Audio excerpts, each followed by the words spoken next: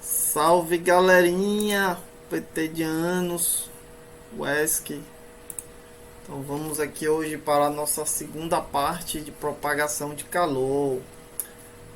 O meu nome aí você já conhece dos outros vídeos, Carlos e Shell. Estamos aí para mais uma videoaula pelo programa Universidade para Todos, ajudando os jovens a chegarem aí à universidade. Os objetivos da aula de hoje, nós trabalharemos a lei de Fourier, ok? E suas aplicações. Então, basicamente, aí falaremos um pouco mais detalhado do como se dá o raciocínio físico do desenvolvimento da lei de Fourier e algumas de suas aplicações.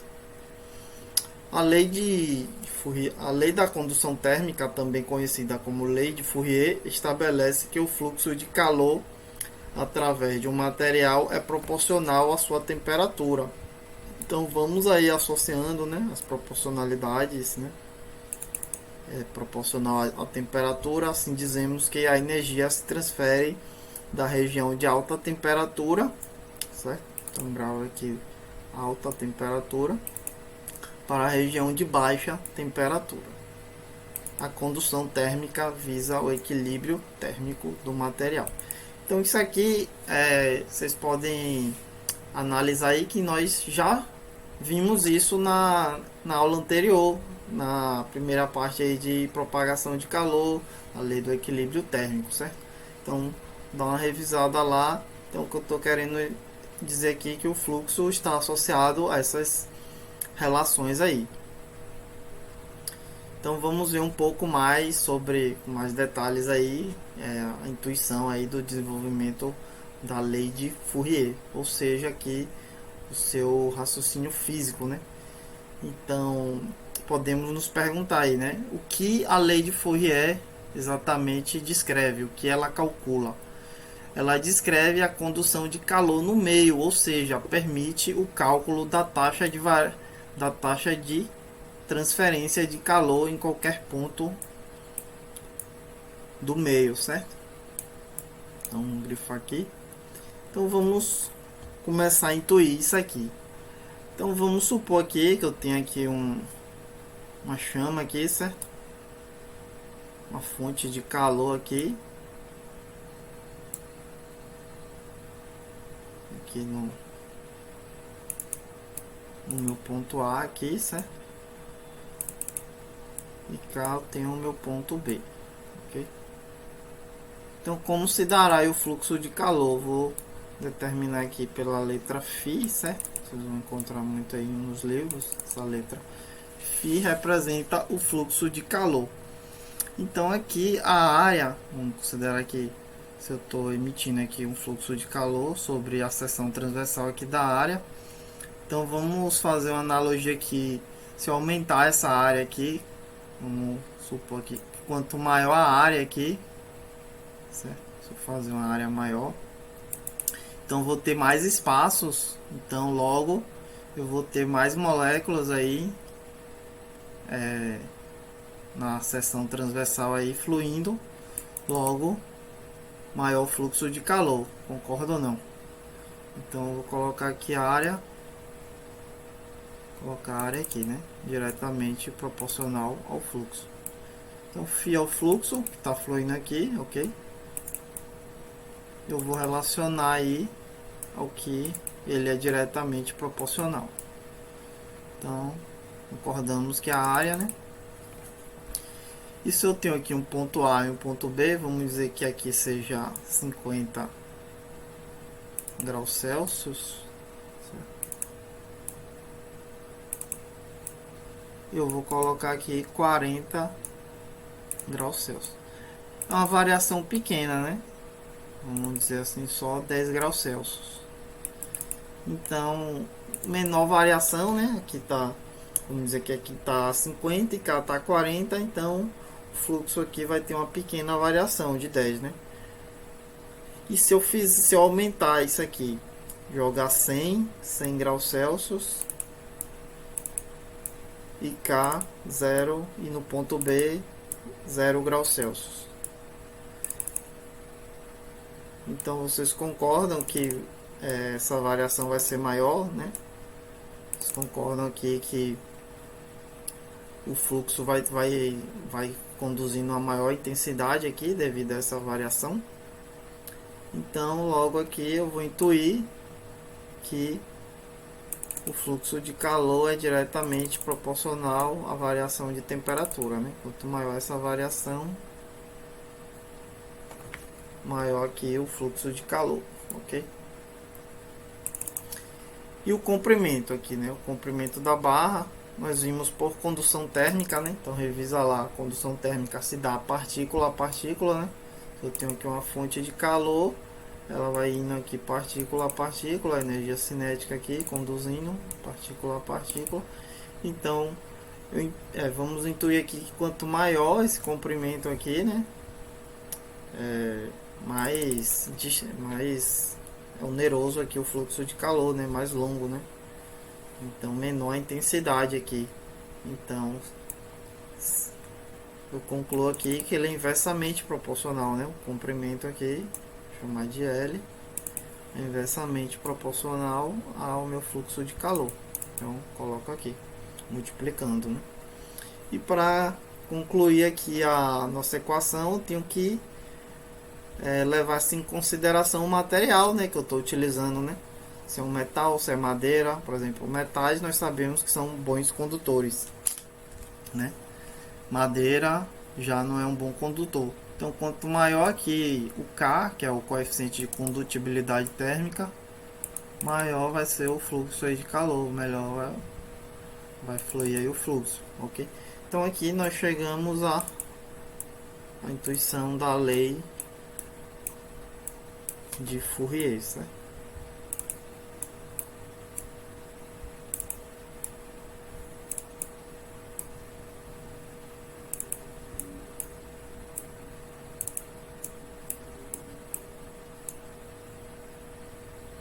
Ok?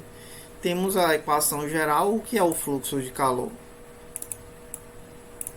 É o calor em função do tempo, certo?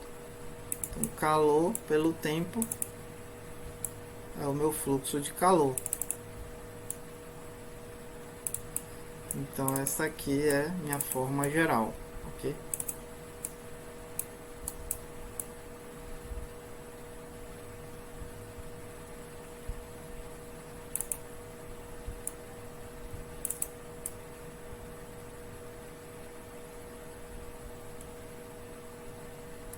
Forma geral aqui. Então, intuímos aqui, ok? Então, dando sequência aqui, que vocês gravem aí, né? As variáveis aí, o K é o coeficiente de condutibilidade térmica, dado em webs segundos metros por grau Celsius, ou calorias segundos metros por grau Celsius. A área é a área de seção transversal da barra, como nós vimos, certo? Essa seção aqui é a área, certo? Área de seção transversal. O ΔT aqui é a variação de temperatura, ok?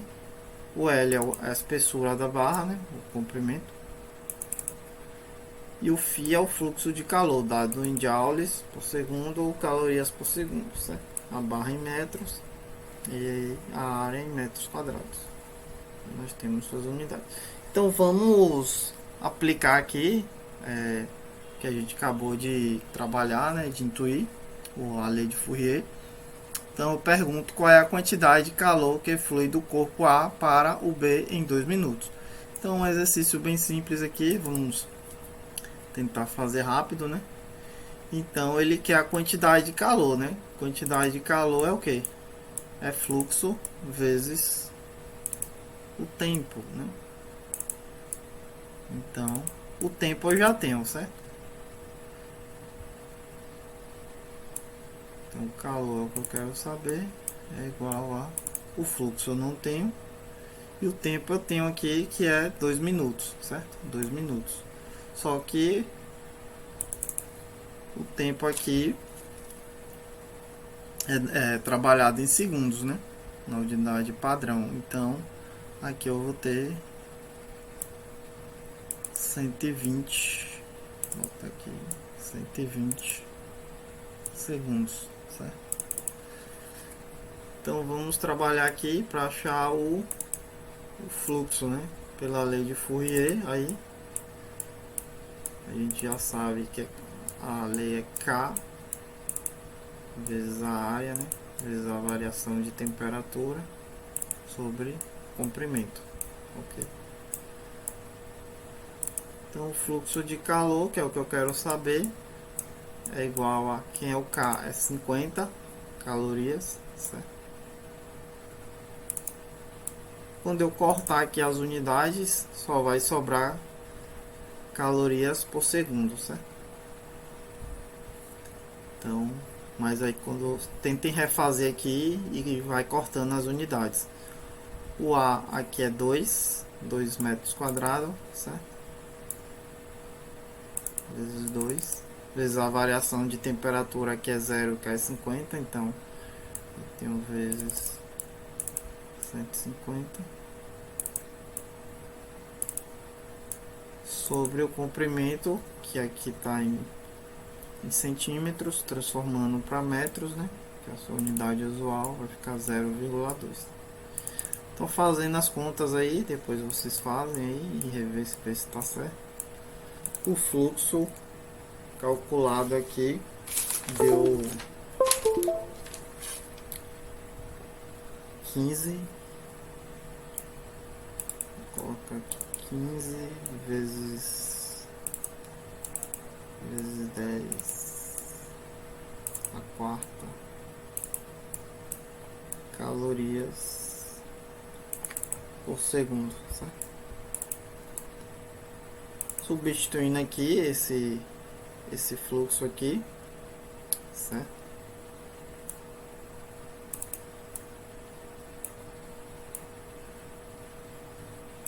Quinze vezes 10 a quarta vai me dar aí quantidade de calor de 18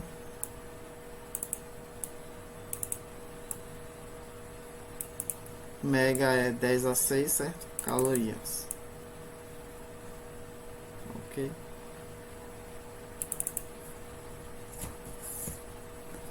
Dando sequência aí, então vamos aqui a uma aplicação. Então vamos falar sobre a energia geotérmica, que pode ser utilizada como importante fonte de produção de eletricidade, além de permitir o uso doméstico e industrial da água aquecida. Então como é que se dá isso aí, né? Como é que se dá o uso, como é que se dá a utilização da energia geotérmica? Ela não é propícia a todos os países, né? Pois requer uma série de critérios geotérmicos, placas tectônicas, e nem todos os países têm aí uma costa terrestre favorável à utilização da energia geotérmica. Isso é uma desvantagem, como nós veremos aí nos tópicos de desvantagem. Então é um tipo de energia renovável, certo? Obtida através do calor proveniente do interior do planeta Terra. O processo de aproveitamento dessa energia é feito por meio de grandes perfurações no solo, visto que o calor do nosso planeta existe numa parte abaixo da superfície da Terra. Então, aqui o calor, né, é proveniente do interior aqui da Terra. Então aqui nós vamos observar que o fluxo ele obedece aqui, né, a lei de Fourier, né, a sua aplicação aí em usina geotérmica leva em consideração a área de seção do tubo, né, o comprimento e a variação de temperatura, e segue aí o calor sempre flui do meio de maior temperatura para o de menor temperatura, certo? Então as usinas geotérmicas aí estão dentro dos princípios aí da lei de Fourier. Então vamos a algumas etapas aí das usinas, certo? Ela capta-se água quente ou já em forma de vapor no interior da Terra através de tubo especificamente elaborados. Essas são as 4 etapas básicas aí. Direciona esse vapor que é liberado sob forte pressão e o vapor liberado move as turbinas que giram mecanicamente, né? Então esse vapor aqui é que faz aí as turbinas girarem, né? Ela é ligada a um gerador que armazena essa energia e joga para o transformador, certo? Que vai para as instalações aqui, subestações aqui de energia elétrica. E o fluxo, ele é essa água aqui que utiliza esse vapor aqui, ele é reutilizado, certo? Através aqui do reservatório, certo? De água, ele é injetado aqui novamente, essa água é reaproveitada, fazendo um ciclo, fazendo aqui um loop cíclico, certo? E o quarto, as turbinas acionam o gerador, né? Como já falado, que produz energia elétrica. E em alguns casos, o vapor é armazenado e reaproveitado quando é convertido em água, ok? Então vamos ver aqui um pouco melhor, ok? Mostrando um vídeo aqui como se dá esse processo aqui. Então, bem-vindos à usina geotérmica. Diferente de outras usinas, elas não dependem de carvão, né, para criar energia de uso aí doméstico ou industrial. Usam fluido superaquecidos, recursos geotérmicos que a Terra possui para gerar eletricidade. Então, o calor natural aqui, certo, da Terra é utilizado, né, no profundo núcleo de nosso planeta, conhecido como magma aqui, né, por milhares de anos a água da chuva escoa as rachaduras na superfície da Terra e acumula-se um reservatório subterrâneo. Então, o que acontece aqui, essas rochas, né, o magma aquece a água até que ela se torne um fluido superaquecido. Então, para que o fluido aqueça aqui, é ingerido tubos aqui, poços de 5.000 a 100.000, né? Esses poços chamados de produção traz um fluido superaquecido aqui para a superfície, poderão ser usados para a geração de energia, ok? Continuando, essa usina utiliza essa tecnologia aqui, reator cristalizado, transforma o fluido geotérmico superaquecido em vapor para acionar uma turbina e gerar eletricidade, certo? Todos os fluidos geométricos restantes são injetados de volta num reservatório, certo? Aqui o reservatório, como é exemplificado no slide anterior. Então, sob sua própria pressão, o fluido superacrescido flui naturalmente aí pelos poços de produção, enquanto o líquido flui para a superfície. Então, aqui ele só faz esse processo aqui, certo, de condensação, fazendo um ciclo cíclico aqui, né? O vapor ele vai utilizando tanto aí a parte do líquido quente quanto de vapor para girar as turbinas, e esse líquido aí é reaproveitado, como demonstrado aqui, né, nessa figura. Então, as vantagens aí da usina geotérmica não opera através de queima de combustível, não agride o solo, não emite dióxido de carbono ou gás metano, benefícios para áreas afastadas, né? Possui uma produção flexível, é lucrativa, não é vulnerável ao clima. Desvantagem é eventual afundamento do terreno, emissão de ácido de enxofre, né?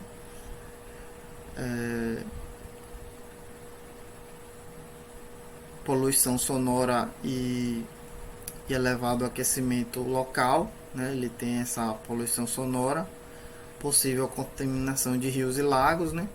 Isso aqui é contido através aí da retenção aí dos resíduos de minério, alto custo de investimento, porém a sua manutenção aí tem um baixo custo, opera apenas em alguns lugares aí, como já citado. Então a conclusão aqui na Islândia existem 5 grandes usinas, né, de aquecimento e o aquecimento para cerca de 87% da sua população. Os países aí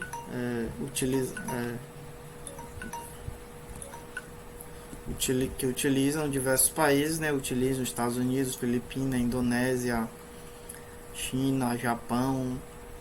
Atualmente, cerca de 25 países do planeta utilizam a energia geotérmica, sendo o Brasil o país que não apresenta grande potencial de energia geotérmica, uma vez que ela é explorada em maior parte nos locais do planeta onde surgem áreas de transição entre as placas tectônicas.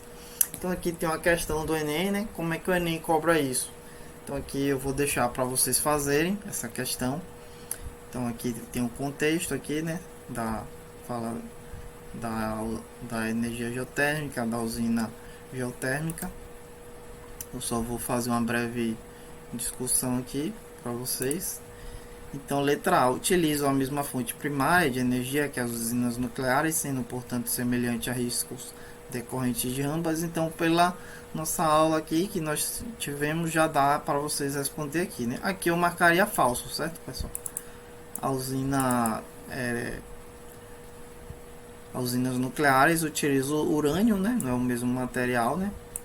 Os riscos também não são semelhantes, né?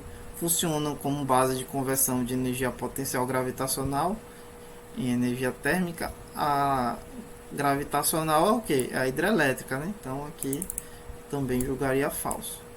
A letra C, podem aproveitar a energia química transformada em energia térmica no processo de dessalinização? Não sei. A letra D também não sei, então analisam aí. Transforma inicialmente energia solar em energia cinética e depois em energia térmica. Então aqui não tem nada a ver com solar, né? Como nós podemos ver. Então aqui eu quero que vocês parem, certo? Antes de quando chegarem aqui, eu quero que vocês pausem o vídeo, analisa, marca a questão e depois vai ter o gabarito aí logo no próximo slide aí. Então não passa antes de analisar, para o vídeo aqui, analisa a questão e depois você confere, certo? Então vamos aqui ao resumo. Hoje nós vimos que o fluxo de calor, a forma geral é calor pelo tempo, né? O fluxo de calor é diretamente proporcional à variação de temperatura. A área de seção, a condutividade térmica é inversamente proporcional ao comprimento pela lei de Fourier, né? A engenharia e usinas térmicas tem relação direta com os princípios físicos da propagação de calor. Então já deixo o meu abraço aí, pessoal, que as referências aí vocês podem estar vendo aí, aqui tem a referência da questão do Enem. Então deixem as suas dúvidas nos comentários e até a próxima.